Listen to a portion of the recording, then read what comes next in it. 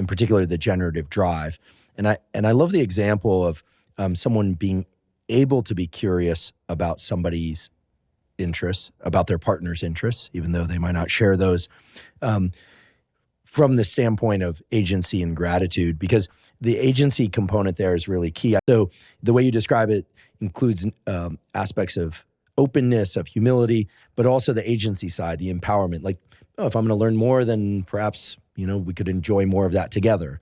Perhaps not, right? I think this is what I'm sensing. And I'm also sensing that the words like-minded, like-minded people has so much more to do with their generative drives and how those match up, as opposed to the activities that they prefer engaging in and the sorts of foods they like or the movies they like, and which makes sense at some level, but I think it is still counterintuitive for a lot of us who just kind of reflexively think, oh, like they like the same things, or maybe even they met at work because they like the same type of work.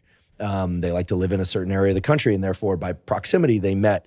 And this raises all sorts of interesting ideas perhaps about the statistics of what we see, right? Like two musicians together, we therefore assume that musicians belong together, or two scientists together. I know loads of scientist couples or scientist-physician couples, and but of course the numbers are skewed because they were working in environments where it increased the probability they would interact.